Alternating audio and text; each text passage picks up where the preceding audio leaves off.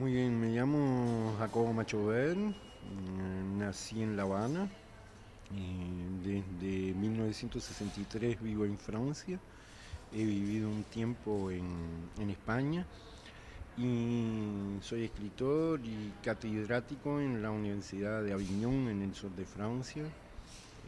Bueno, el último libro que he publicado aquí en España se llama El sueño de la barbarie.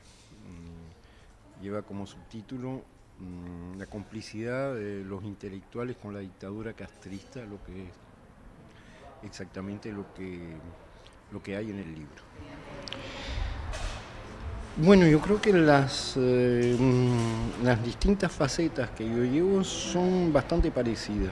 Es decir, que creo que el hecho de ser hijo de refugiados judíos que nacieron los dos en Polonia, después vivieron en Francia y se tuvieron que ir a Cuba, pues determinó de alguna manera mi vocación de escritor y al mismo tiempo mi posición anticastrista. Es decir, que ellos también, conmigo y con mi hermano, se tuvieron que ir, tuvieron que huir del castrismo muy pronto, porque, bueno, en primer lugar, las condiciones materiales eran muy difíciles, pero también la presión política. La presión política y el hecho también de que en un plano personal mi hermano quería irse ya del país y ya empezaba a ser la cosa bastante peligrosa. Y bueno, yo creo que el hecho de tener esos genes de refugiado, pues me hizo entender de alguna manera lo que podían vivir también los exiliados cubanos, de los que formamos parte, pero sobre todo también de los fugitivos cubanos, los que arriesgaban su vida y arriesgan su vida por dejar el país. Entonces son experiencias que no son evidentemente las mismas, pero que de alguna manera hay una sensibilidad natural hacia lo que puede pasar en otros lugares y más aún en el lugar donde yo nací. Mira, mi padre se fue para Cuba en 1940. Él se había alistado en el ejército francés y estuvo prisionero en Alemania, pero en un lager, no era un campo de concentración ni un campo de exterminio. Él estaba ahí como refugiado, como prisionero francés. Y entonces, bueno, él enseguida hubo un intercambio de prisioneros en 1940 y él fue a ver a mi madre y le dijo, vámonos de aquí. Él tenía un hermano en ese momento en Cuba y mi madre dijo, no, yo no abandono a mi familia, y se quedó con la familia. Entonces mi padre se fue para Cuba y esperó a que mi madre pudiera ir. Ella fue simplemente para allá después de la Segunda Guerra Mundial y mientras tanto pues se quedó en Francia y ella lo que hacía más bien era intentar salvar a la gente de su familia y no lo logró. Lo logró para mucha gente, pero no lo logró para su propio padre ni para su hermano menor, ¿no? Es decir, mi abuelo y mi tío. Por parte de mi padre, como la familia se había quedado en Polonia, pues prácticamente todos fueron exterminados, excepto 2 miembros de la familia. Entonces, bueno, es una cosa casi normal, ¿no? En los judíos de mi generación nunca tuvimos abuelos, no conocimos los abuelos.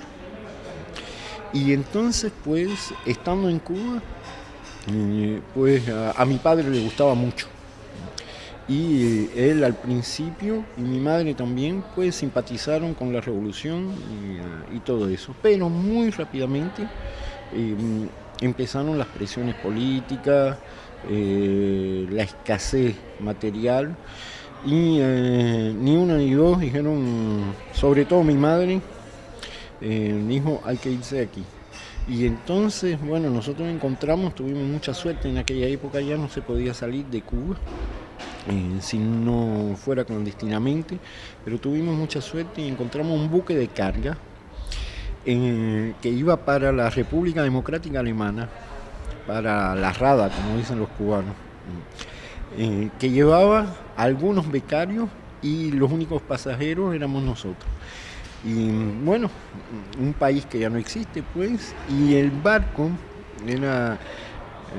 era un buque de carga, pues, y tenía un nombre muy significativo, se llamaba el Karl Marxstadt, es decir, extraordinariamente comunista, ¿no?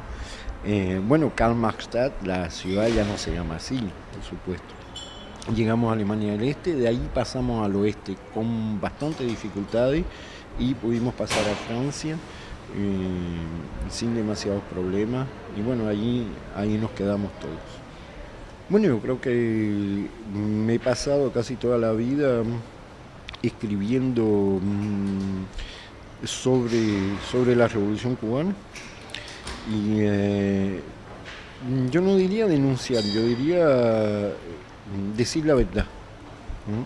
Simplemente ir más allá de los mitos, ¿no? Mi objetivo es ese, es decir, detrás de la imagen romántica que iba dando la Revolución Cubana y que sigue dando todavía hoy, pues hay una evidencia que se conoce poco, pero que es real, que todo el mundo la puede comprobar.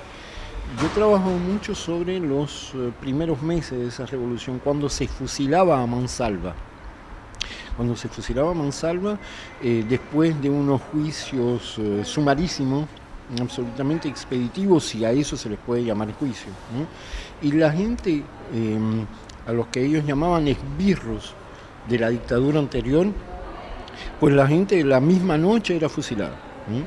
Y no solo eso, sino que las fotos salían en primera plana de los periódicos y de las revistas y las ejecuciones, algunas ejecuciones eran filmadas y nosotros de niños pues teníamos derecho a ver, ¿no?, por así decirlo, en una especie de nodo, como los que había en España en tiempo de Franco, pues que nos mostraban antes de la película escenas de ejecuciones y se veía a la gente pues baleada y todo eso con cierto orgullo. La revolución se enorgullecía de eso y el que estaba a menudo al frente de esas ejecuciones pues es el héroe romántico por excelencia, es decir, el Che Guevara.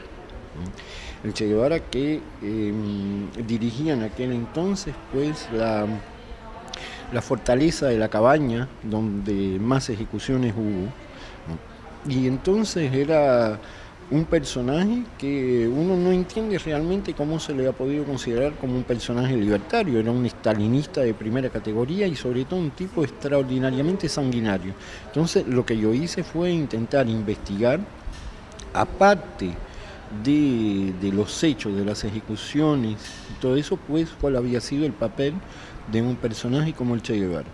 Y pues la conclusión mía es que era a la vez un verdugo y un mártir.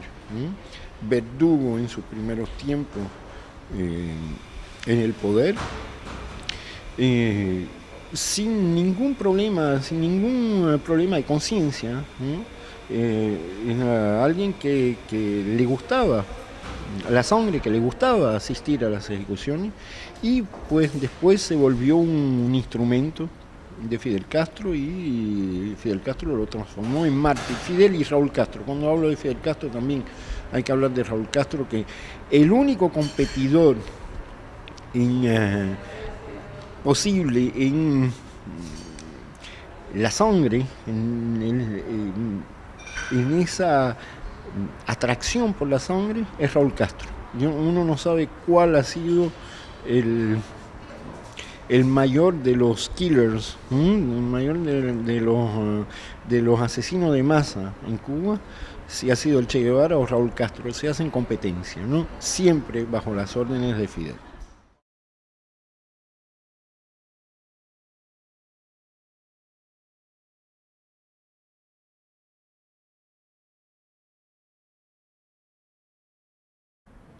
exactamente lo que hay en el libro. Bueno, yo creo que las distintas facetas que yo llevo son bastante parecidas.